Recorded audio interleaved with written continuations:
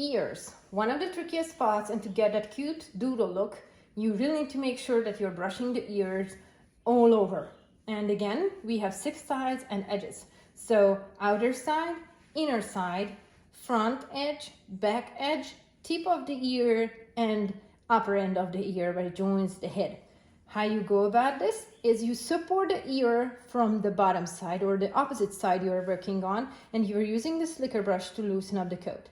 The support from the back is super important because oftentimes doggies have loads of hair on the ears, and you or clients have harder time finding the tip of the ear, and it gets bent away from the brush. So whenever they are brushing, the tip won't get brushed out. So this area will have to be shaved short because of mats in the coat. So to avoid that, you do the little opposite end support with your other hand, and you brush from the tip of the hair to work on less hair at a time to do a nice line brushing on the ear. Now brushing the outer side is quarter of the job done, or a little bit less than that, because there are other surfaces like we talked about. We lift the ear up nice and high, and you go all over the doggy's inner side of the ear to make sure that all the edges and the tip on the inner side is also covered. Let me silence this one.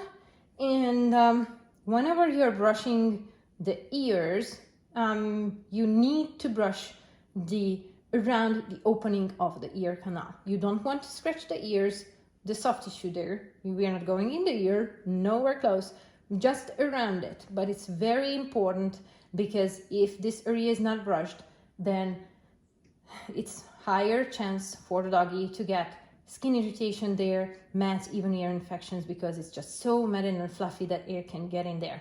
I've seen mats in the ear canal as well, so beware of that and keep good hygiene for your doggy.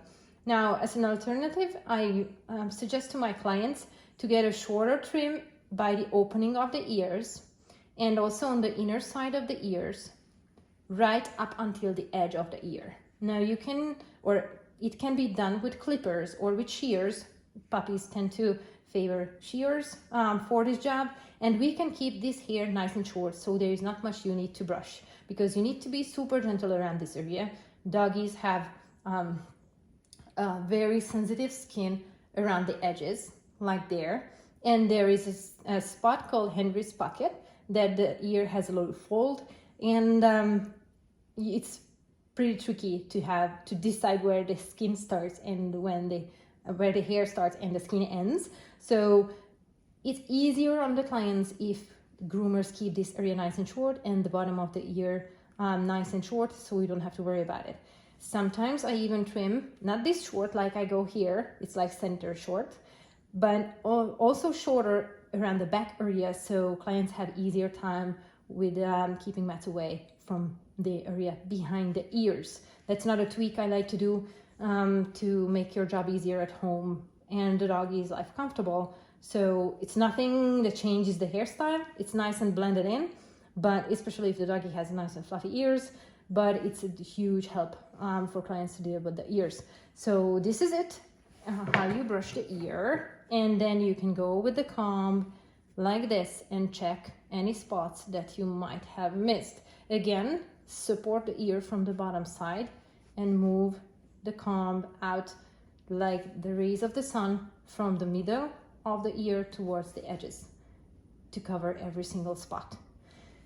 Oftentimes, especially if you use bows, I hope not, but if you use bows in the ears, this area gets very matted. So along with the ears, you can brush this spot very nicely and keep putting bows in there so the hair won't get matted and your doggy can stay comfortable and still stylish between 2 haircuts.